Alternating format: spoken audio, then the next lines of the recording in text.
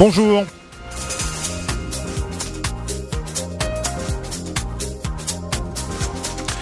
IPGR Chronique Info.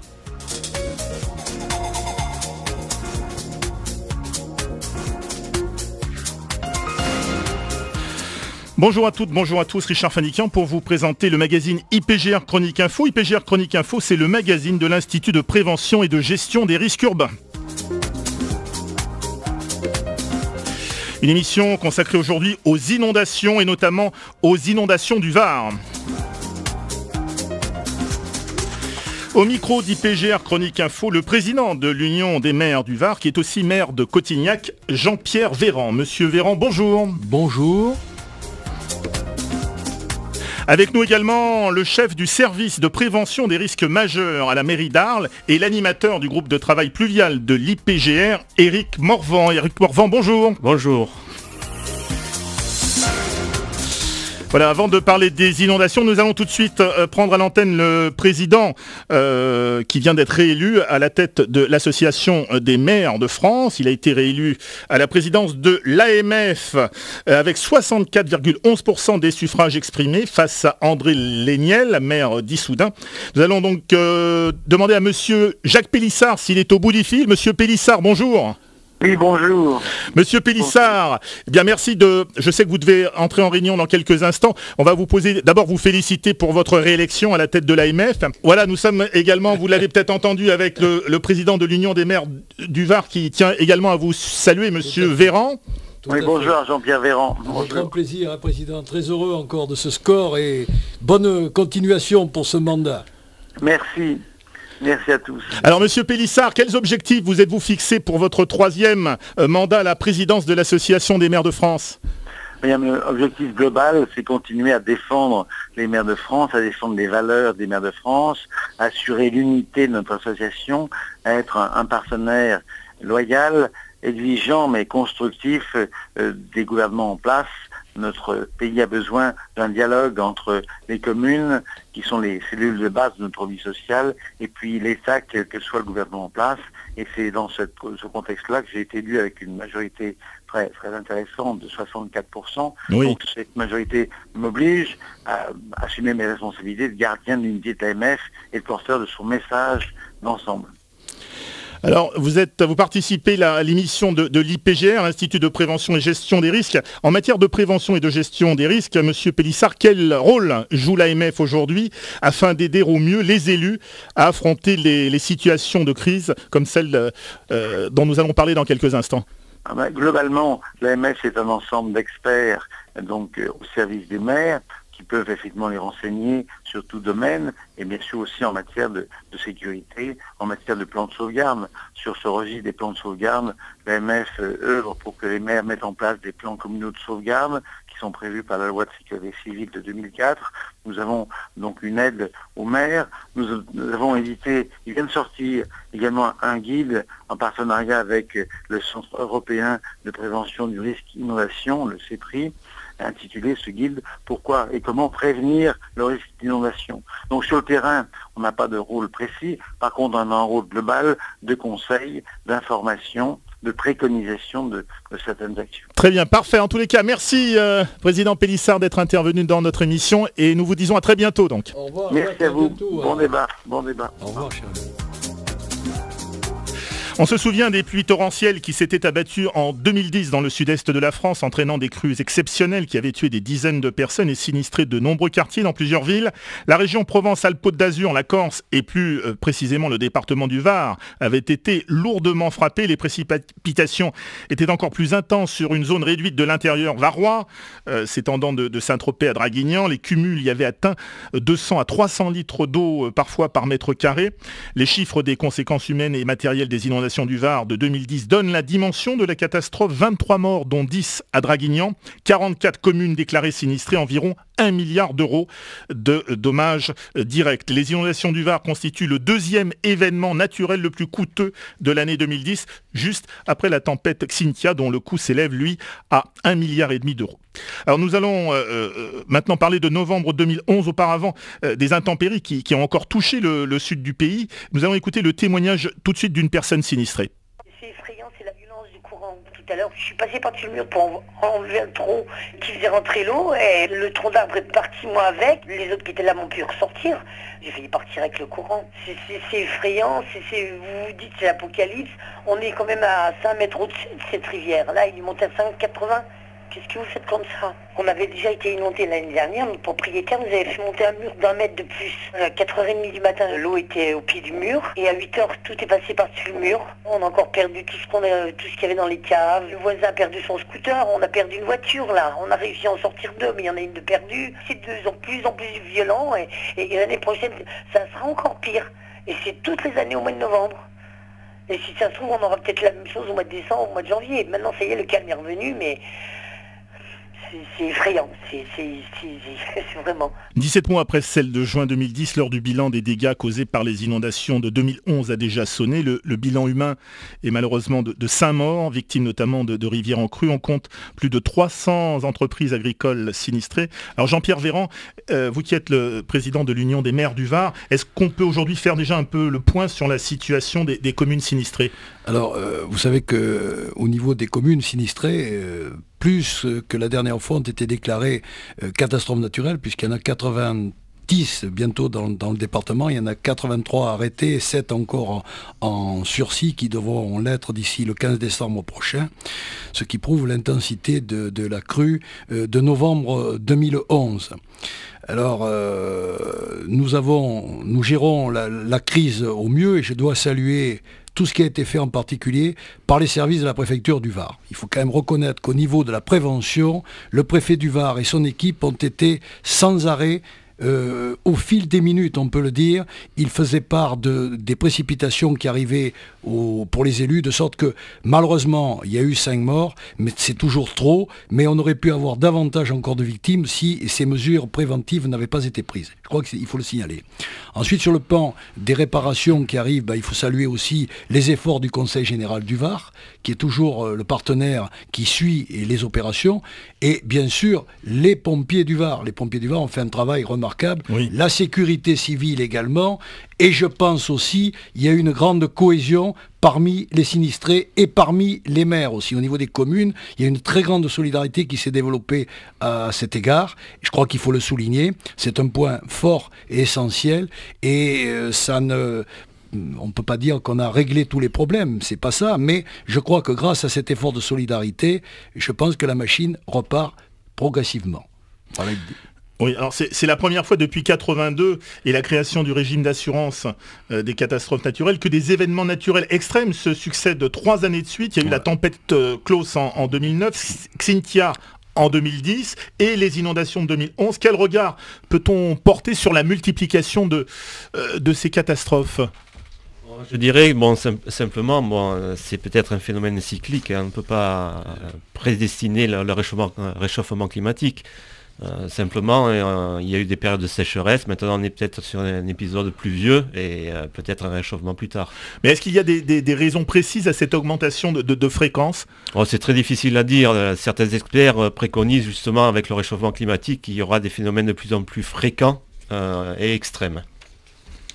Oui, alors la population, on le sait, augmente, surtout dans les zones les plus inondables, sur les côtes et dans le sud de la France. Ces nouveaux habitants sont-ils bien informés des risques qu'ils encourent ? Je crois qu'on les informe d'une manière tout à fait claire et précise au départ. Seulement, le gros souci, effectivement, là j'attire l'attention des maires, et ils le savent, il faut se garder de donner facilement des permis de construire dans des secteurs qui sont dits sensibles et considérés comme inondables. Je crois que le danger vient de ça, parce que l'administré qui dépose le permis veut dire je vais prendre des mesures, je vais monter des murs, je vais faire une digue, etc. Et puis rien ne se passe. Le vrai problème est là. Je crois que la dangerosité, c'est ça. Et il faut qu'au niveau des élus, nous soyons très clairs.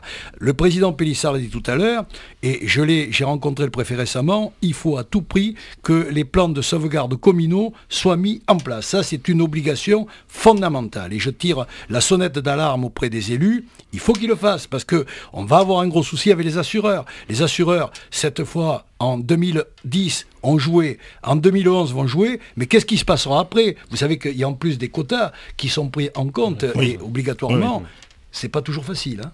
Alors nous sommes en liaison avec l'adjoint au maire de Puget-sur-Argence, qui est l'une des communes sinistrées. Il est délégué au développement économique et à la sécurité des biens et des personnes, et c'est aussi le responsable de la cellule de crise. Jean-Pierre Moissin, bonjour. Jean-François, pardon. Jean-François, pardon, excusez-moi. Bonjour. Pardonnez-moi, monsieur Moissin. Bonjour Jean-François. Toute la plaine de l'Argence, monsieur Moissin, de Fréjus à Roquebrune-sur-Argence, a été durement touchée après les dernières inondations. Maisons évacuées, routes coupées, voyageurs bloqués. Le bilan des intempéries est lourd. Comment les précipitations les plus fortes se sont-elles concentrées à Puget-sur-Argence? Écoutez, il y a eu un événement pluvieux qui avait commencé aux environs quelques jours avant le 4 au matin et qui n'avait pas donné d'alarme particulière. Et le 5 au matin, j'entendais mon prédécesseur, dont je n'ai pas retenu le nom parce que je suis arrivé un petit peu après, évoquer le sujet des plans de sauvegarde. Et je suis tout à fait en phase avec les propos... Il s'agit de monsieur Morvan. Oui, monsieur Véran, pardon. Monsieur Véran, bonjour monsieur le maire. Bonjour. Donc effectivement, la première mission à laquelle j'ai eu à faire, qui m'a été demandée par monsieur le maire, qui s'excuse de ne pouvoir être aujourd'hui présent, m'a demandé de mettre en place tout de suite un plan de sauvegarde. Il se trouve que de par ma fonction antérieure, j'avais une grande, si je peux dire, expérience des suivis de crise, puisque j'étais à la Shell et j'ai travaillé longtemps sur les PPI, les POI, les PPI. Donc ça m'a été assez facile de mettre en place ce plan de sauvegarde qui prend en compte effectivement et les feux de forêt, les 5 pour nous accidents majeurs recensés sur notre commune, dont bien sûr les inondations qui n'avaient pas toujours été mesurées à leur juste ampleur. Alors pour revenir sur le phénomène qui a pris énormément d'intensité aux environs de 17-18 heures le 5 au soir, j'avais au préalable le matin du 5 aux environs de 6 heures du matin activé la cellule de crise conformément à notre plan de sauvegarde. J'avais actionné également les réserves communales de sécurité civile qu'on a mis en place en début de mandat et qui ont parfaitement fonctionné puisque j'ai utilisé pour ce faire les éléments des CCFF qui eux travaillent l'été dans le cadre des surveillances forêt et qui l'hiver basculent de fait au moment où il y a un événement majeur, basculent dans les réserves communales. On a mis en place des suivis de points d'eau parce que nous connaissons parfaitement les lieux et en fonction des repères visuels, plus des informations que nous recevons et de Vigicru par le biais Internet et également d'une souscription à un organisme qui s'appelle Prédict, on arrive à figer à l'instant T la cartographie et la photographie et l'état des lieux. Ce qui nous permet de pouvoir prendre le contact avec toutes les populations sensibles et leur donner les informations, si je peux dire, au fil de l'eau. Ce qui nous permet, parce qu'il y a plusieurs cinétiques. Vous avez la cinétique qui est liée aux effets de résurgence des cours d'eau, qui sont des cinétiques plutôt lentes, mais vous avez les pluies diluviennes, comme on les a vécues à partir de 20h, 21h sur notre région, qui, elles, n'ont aucun lien avec les élévations du cours d'eau, mais surtout actionnent les rivières, qui, elles, après, partent en ruissellement et torrentiel. Merci Monsieur Moissin. Monsieur Véran veut intervenir. Oui, je vous en prie.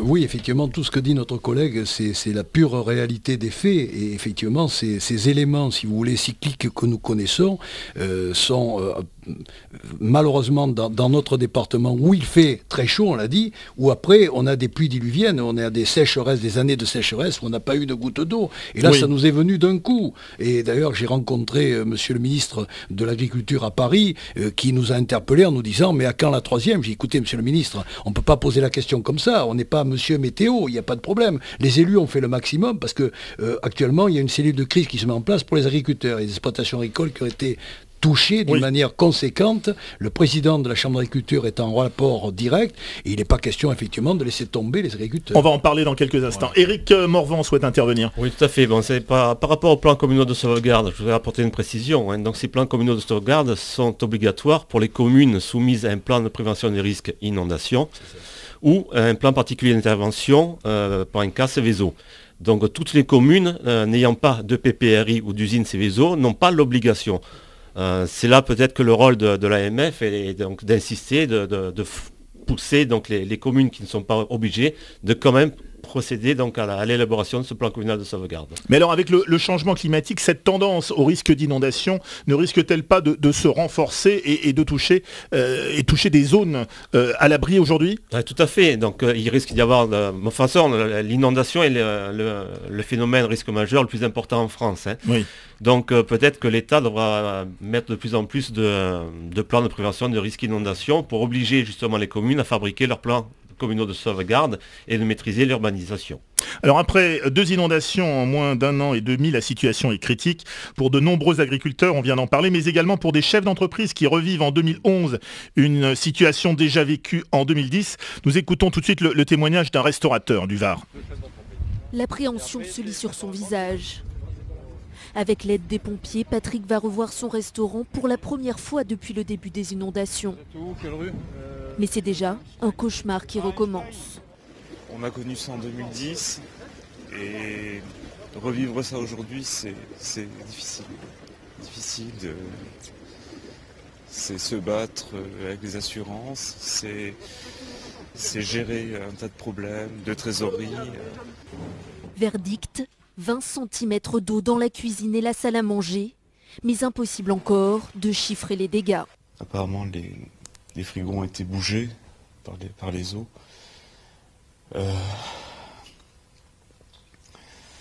Il va falloir attendre que l'eau descende. Elle a du mal à descendre apparemment. Ça peut être un problème parce que le bâti risque de bouger pour le coup.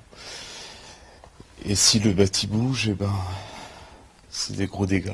L'an dernier, le restaurant de Patrick est resté fermé pendant 6 mois, le temps de le remettre en état. Les pertes financières se sont élevées à 300 000 €, réglées en partie par les assurances et les collectivités locales. Alors comment travaillent les assureurs, l'État et les pouvoirs publics pour que les indemnisations et le retour à la vie normale se fassent le plus rapidement possible, Jean-Pierre Véran ? Moi j'ai assisté une semaine après ce drame, à une réunion en sous-préfecture de Draguignan en présence de monsieur le ministre Claude Guéant et qui avait à ses côtés le président des assureurs de France. Alors je puis dire que l'opération a été menée d'une manière tout à fait rapide, on ne pouvait pas aller plus vite puisque les assureurs ont pris de suite la main pour essayer d'intervenir au plus tôt. Maintenant effectivement, après vous le savez, c'est toujours des batailles d'experts, oui. Mais en fait on peut dire aujourd'hui que pour le département du Var, les assureurs ont pris les opérations tout de suite une semaine après les inondations. Éric Morvan, face à ces catastrophes à répétition, ne faudrait-il pas que la politique de prévention des risques naturels soit intensifiée ? Tout à fait. Là, on a l'épisode actuel de novembre 2011, de novembre 2010, mais bon, on peut remonter jusque dans les années 90 où il y a eu l'évolution avec Nîmes en 88. Je pense que ça a été le premier phénomène. Donc on s'aperçoit que maintenant, cette prévention des risques est primordiale, puisqu'il y a eu une certaine latence de la part de l'État, des communes et des citoyens eux-mêmes, puisque les citoyens sont acteurs maintenant de la prévention des risques aussi également. Donc justement, il faut développer ce système. Alors à la suite de la tempête Xynthia de 2009, le gouvernement a souhaité une réforme du régime des CatNat pour une meilleure culture du risque. Où en est cette réforme et qu'est-ce que vous en pensez ? Pour la réforme, elle est toujours en cours de discussion, il n'y a encore rien d'arrêté. Donc on est encore sur l'ancien régime. Oui.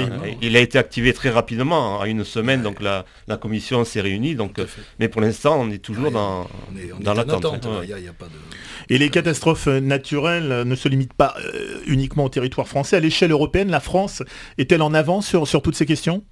Avec la directive européenne sur les inondations, on peut dire que oui, nous sommes en avance parce que nous avons quand même une prévention des risques quand même qui est bien développée. Nous avons un ministère là-dessus. La directive européenne est adaptée maintenant au niveau français. Elle est en cours d'adaptation, parce qu'elle n'est pas encore terminée. On est en train de l'adapter. Donc il est vrai qu'on peut un peu servir d'exemple, mais nous ne sommes pas les premiers quand même. Nous avons d'autres pays européens qui sont vraiment plus en avance que nous. Alors le président de la Fédération française des sociétés d'assurance, qui regroupe 245 entreprises représentant près de 90% du marché français de l'assurance, monsieur Bernard Spitz, préconise de diffuser une culture du risque plus solide et de créer un observatoire national des risques naturels. Alors est-ce que vous en avez déjà parlé? Est-ce que on a des est-ce qu'il va y avoir donc une prévention plus accrue grâce à cet observatoire national des risques naturels? Mais disons que cet observatoire donc, va être créé. Il a été annoncé par le ministère lors d'un forum qu'il y a eu avec le Haut Comité français. Il est toujours à l'état de projet actuellement. Ah, tout à fait, oui. Mais je pense qu'il va sortir quand même très, très prochainement. Et ça sera justement le cas d'étudier les catastrophes précédentes et de pouvoir apporter sans doute des solutions. Oui, monsieur Véran? Oui, moi je vais dans la même direction au travers de ces opérations. C'est vrai que pour le moment, si vous voulez, on est dans la perspective d'attente, mais nous travaillons efficacement et au sein de nos associations départementales en parfaite relation avec les pouvoirs publics, c'est-à-dire avec les services de l'État et de la préfecture. Le travail sera certainement conséquent pour l'année 2012, c'est sûr. Oui, monsieur Morvan. Justement, donc là on parle un peu d'annonces qui vont être faites. Comme disait dans l'adjoint au maire de Pugin, le problème de la prévision météorologique, tous les maires ne sont pas météorologues. Donc pour l'instant, Météo France diffusait des annonces pour les maires via les préfectures. Et la semaine dernière, j'ai assisté à un colloque justement à Toulouse, Météo France, où l'annonce a été faite qu'il allait y avoir maintenant une solution pour les communes d'assistance aux pluies intenses pour les communes. C'est-à-dire que maintenant, les communes qui vont pouvoir adhérer gratuitement au service Météo France pour recevoir les annonces de pluie intenses qu'il y a eu sur leur commune. Et donc pouvoir les rassurer et les rassurer sur leurs décisions à prendre. C'est une avancée, ça. C'est une avancée, c'est ce que vous dites qui est importante. Je crois qu'il faut le souligner à la radio. Maintenant, comme je vous ai dit, nous, dans le département du Var, je pense que dans les Bouches-du-Rhône, ça a été la même chose. Les services de la préfecture, en ce qui concerne les inondations de novembre, ont été derrière les maires d'une manière tout à fait intense. On a reçu des emails, j'allais dire en continu, pratiquement en continu, et on était au courant de l'évolution des secteurs inondables. Avant de terminer, de conclure cette émission, qu'est-ce qu'on pourrait souhaiter dans l'immédiat, qu'est-ce qu'on pourrait faire et qu'est-ce qu'on pourrait souhaiter pour aider toutes les populations sinistrées de votre région, monsieur le maire? Alors, pour ce qui concerne, si vous voulez, 2010, au sein de l'association des maires du Var, nous avions lancé une souscription. Pour vous donner une idée, le conseil régional a versé 1 million d'euros, l'association des maires du Var est arrivée à 1 million d'euros. Donc vous voyez, on a commencé, on a bien travaillé dans cette opération et actuellement nous avons distribué des fonds auprès des communes les plus touchées. Il nous reste encore un reliquat, on va en discuter au sein du conseil d'administration des maires pour venir en aide aux communes qui sont touchées mais qui ne sont pas, si vous voulez, assurées, parce qu'il y a des biens qui ne sont pas assurables dans les communes. Je parle pour les chemins, etc. Tout ça, il y a des dégradations conséquentes, ça n'a pas été fait. Alors, on vient en aide, il y a des souscriptions, il y a même aujourd'hui des associations qui nous écrivent pour nous dire est-ce qu'on peut distribuer des vêtements ou autre. Ça n'a pas été le cas, on n'en a pas eu besoin actuellement, mais ce qu'on peut dire c'est que malheureusement quand il y a des sinistres aussi graves, il y a une grande solidarité qui est là, qui est derrière, je crois qu'il faut le souligner. Ça veut dire que dans un monde égoïste aujourd'hui, où on dit, les gens ne sont pas intéressés par telle et telle chose, c'est pas vrai. Lorsque on est touché profondément, je crois que tout le monde est derrière les personnes qui sont durement touchées dans les opérations. Voilà. Vous avez vécu la solidarité? J'ai vécu une grande solidarité, en particulier en 2010, moins en 2011, parce que si vous voulez, la catastrophe n'a pas été aussi de la même amplitude, mais malgré tout, on sent derrière toujours, quand il y a des sinistres aussi conséquents, une forte solidarité des personnes qui sont là derrière. On peut même parler de fraternité pour le... Ah, moi on peut dire la grande fraternité. On est une radio et je pense que, allez, le mot fraternité n'est pas mort, au contraire, il faut le lancer, il faut le développer. Le président des maires du Var, il est là-dessus au niveau de ce mot très fort de la fraternité, surtout en cette période de Noël où on doit un peu plus s'entraider les uns et les autres. Éric Morvan, un mot de conclusion ? Oui, donc au niveau de l'IPGR, nous allons continuer à travailler justement dans un groupe de travail inondation pour aider les communes qui en ont besoin, puisqu'on a demandé l'adhésion donc par solidarité des communes du Var en 2010, et nous allons étudier pour 2011 et donc les nouvelles adhésions. Jean-Pierre Véran, Éric Morvan, merci d'être venu à ce micro. Merci. Merci à vous deux d'avoir participé à cette émission. Merci à vous tous et à vous toutes de votre attention. Pour retrouver toutes les informations concernant cette émission, vous pourrez vous rendre sur le site de l'IPGR, www.ipgr.fr. Vous pourrez également vous rendre sur le site de Monsieur Véran. Je rappelle qu'il est donc le président de l'Union des maires du Var. Et le site internet, c'est www.amv83.com.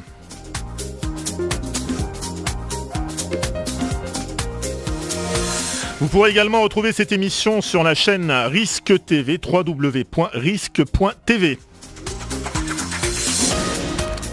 Et pour ce qui nous concerne, nous nous retrouverons le mois prochain pour un nouveau numéro de IPGR Chronique Info. En attendant, je vous dis à très vite sur Radio Dialogue.